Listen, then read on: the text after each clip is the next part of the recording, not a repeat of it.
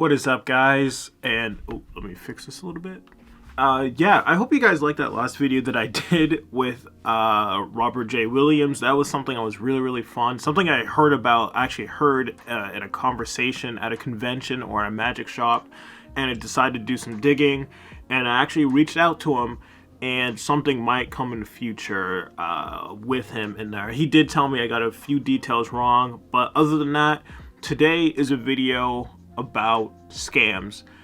And this really grinds my gears. I think this grinds anyone's gear. It doesn't matter who you are. I think if you have a pulse, scams just piss you off relentlessly. So as a magician, or not even a magician, just as a performer or a entertainer, we have to go through leads. We have to have people reach out to us, or we reach out to other people and to make money. And with COVID, it's extremely difficult to find any gigs or any leads at all. I did like 2 gigs, one of them virtual, really weird and uncomfortable. Some people, a couple of my friends, they're killing it with virtual shows, which is their thing.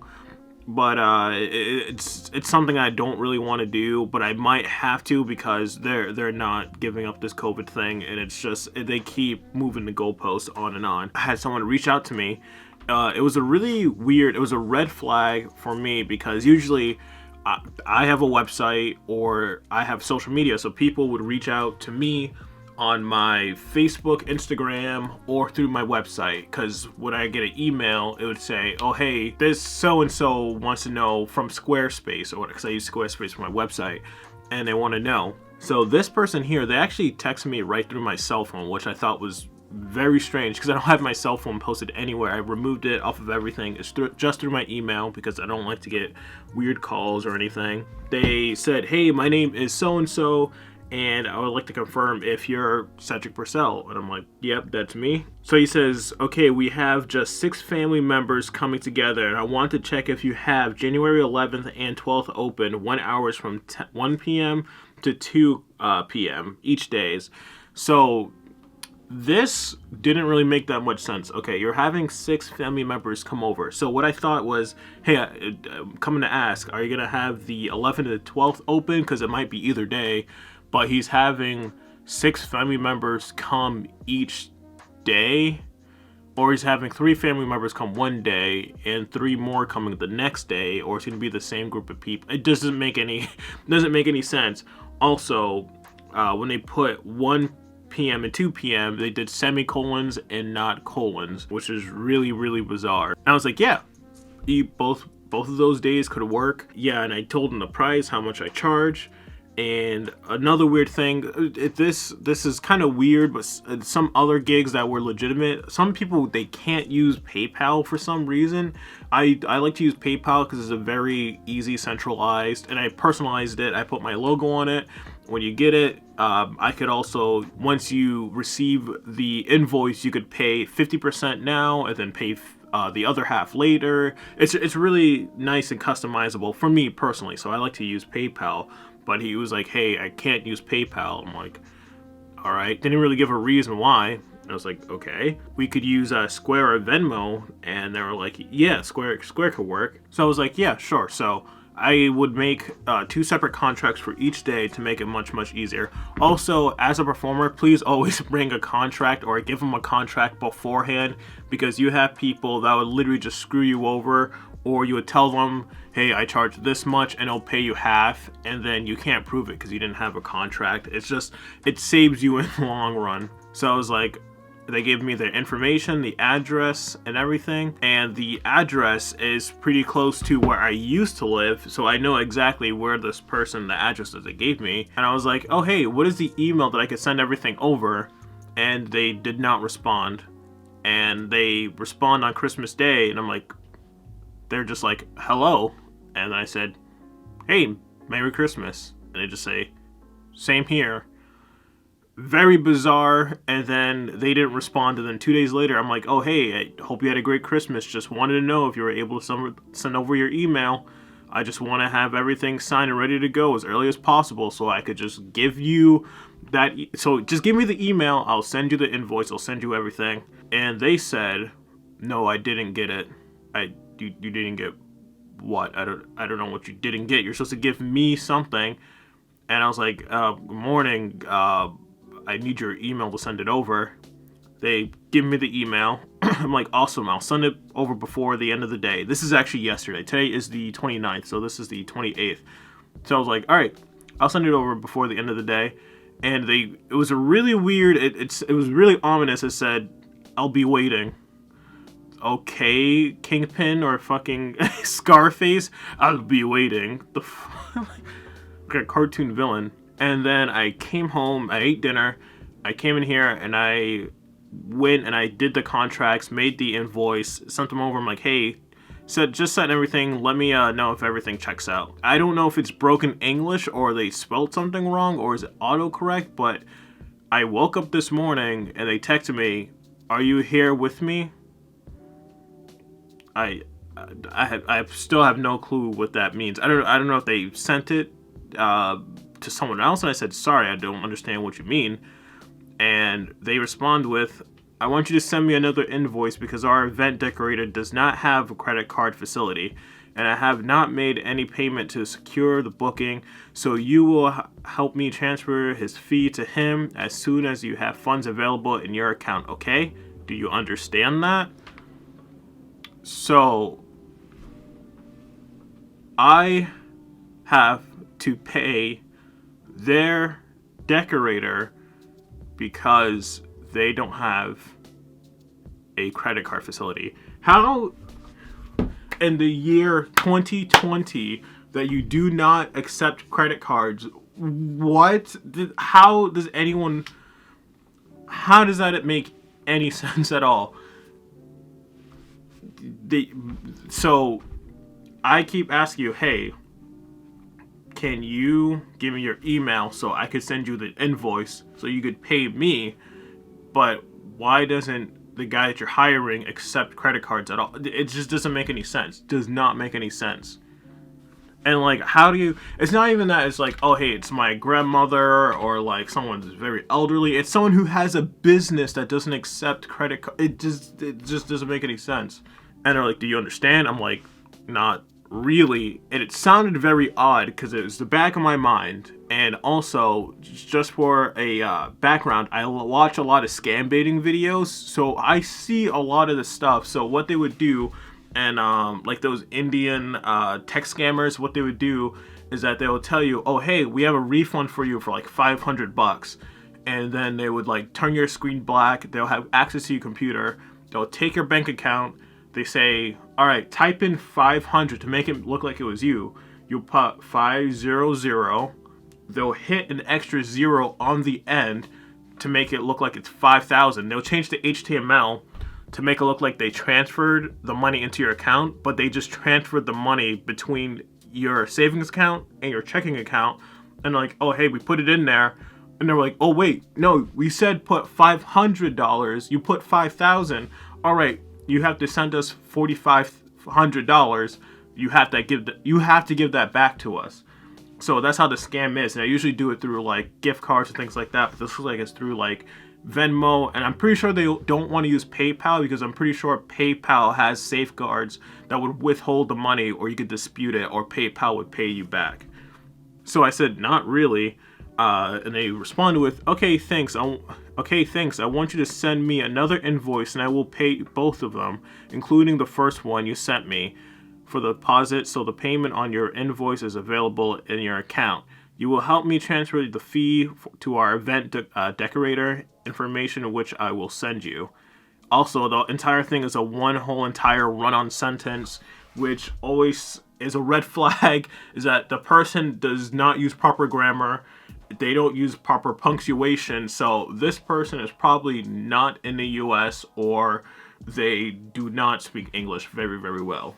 And this person would text me like once or twice throughout the entire day and won't respond to like 1 or 2 days later. So they kept texting me back. And it's like, this is happening because does not have a credit card facility and will do either Apple Pay, Zeal, or Cash App transfers for him as soon as you have the funds available, okay? I don't have Apple Pay. I have Samsung Pay. I didn't say this. This is, but I don't have Apple Pay. I don't know what Zeal or Cash App is. Actually, I know what Cash App is, but I never heard of Zeal. And I heard that Cash App is something that's a little bit more used overseas. No, actually, I'm thinking that's WhatsApp. I don't know if Cash App is the same thing. But I heard like WhatsApp is a very big thing, but I don't know if Cash App is heavily associated with it. And the clog starting, the thing started turning in my head. I'm just saying to myself, this sounds very weird. This doesn't make any sense. And I wanted to confirm everything. And the reason why this looked really weird to me, because I saw Adam Wilbur, he's a magician. He posted something a while back on his Instagram. It stuck out in my mind. I tried to find it because it sounded vaguely familiar. He posted a email. I couldn't find it. It looked like he deleted it off his Instagram. This is going like a year or two back. It was someone asking him to perform at like someone's child's party or some type of party, and he got through most of the thing, like contract and like what the payment would be, and they're like, oh crap, can you pay our decorator and then we'll pay you on top of what you paid the decorator or whatever. And he posted it and saying, yeah, that's a blatant scam. There are so many red flags in this text exchange.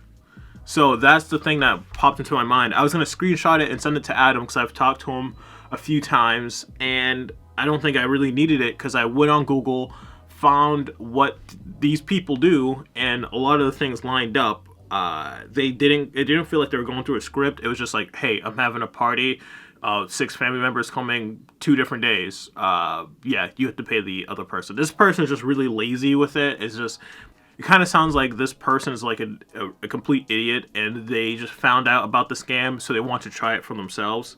And they found me somewhere online. So I knew that this was a scam, but I wanted to confirm. I wanted to confirm it for myself. I didn't want to go out to other people, wait 6-7 hours for a response. But I said, okay, how much are you paying him?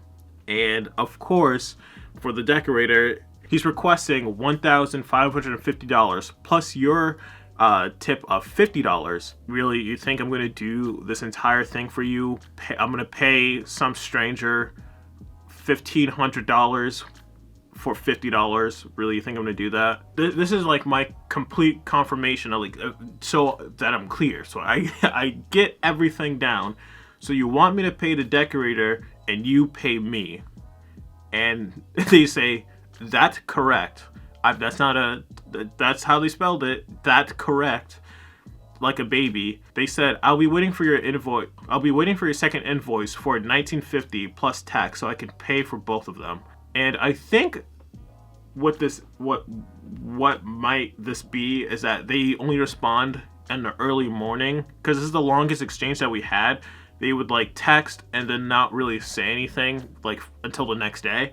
I think this person might be in another country where it's probably nighttime when it's morning here. It might be because a lot of these go on in like Africa or India. So a lot of times, well, not a lot of the times it's in the US, but most of the time it's always overseas. So I knew with that there, with a complete confirmation of this piece of garbage trying to scam me during a pandemic, I said, all right, so to break it down, so I paid the decorator $1,550, which is you, so I know that they're the decorator. Then you don't pay anything, or the payment doesn't clear, which is one of the things I learned on one of the websites, and I lose $1,550. I'm sure that's how the scam works. And they haven't responded, and I don't think they plan to, because I think they got caught. Because I don't know who would fall for that. Hey, hey, we're gonna pay you, but we want you to pay this complete stranger with your own money, and we're going to pay you on top of that because he doesn't have a card filing. So that doesn't make any sense. Why would I send him money? Wait, why am I sending him money if you have the money? Why don't you just send it to him? Why do I have to? It makes absolutely no sense at all. If you use any monicum of like your brain, if I use that word right, or if I did, if you pronounce it right, if you use any part of your brain, none of this makes sense. And the thing that really, really pisses me off, it's not like, oh, hey, this person's like scamming to like to feed their family. They always have that stupid goddamn excuse, and it's still not right. I still don't care if you're trying to feed a family of 20 and you're literally preying on people that are going through a complete crisis where they can't even pay their bills, they can't open the stores, I can't perform. Everyone's just making a much less money, and we were about to get $600, and I think it's like $2,000 now. I think he signed it, and this just piece of shit trying. People have killed themselves over this. But I know $1,500. That's a lot of money for.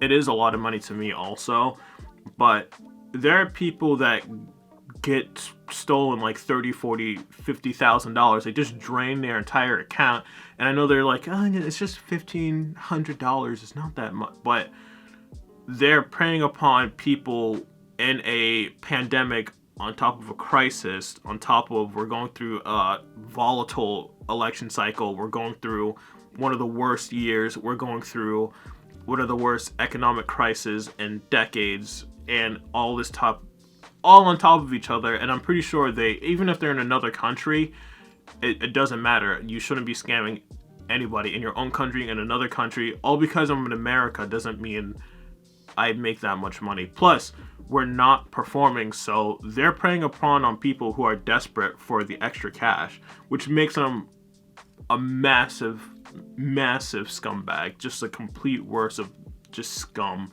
I wish I kind of led on the conversation a little bit more, just to fuck with them, but I just didn't want to talk to this person anymore, because I had to go through the contract. I almost took a couple of days off of work, so I would have lost even more money. I do a book test, and I bought a couple of books just for both the gigs, and well, it's not really wasted. I could save it for another legitimate gig, but they already wasted my time, and they already wasted like $40 of my money so far, and they could have wasted my PTO on top of that, which is extremely frustrating. And just imagine if I was somebody who was, I have people who do rely on me, but imagine if I had like children on top of that, if I had like kids, or I had to take care of my parents or something like that, and this piece of shit just scammed me, and I can't pay for food, or I can't pay for this or someone's medical bills.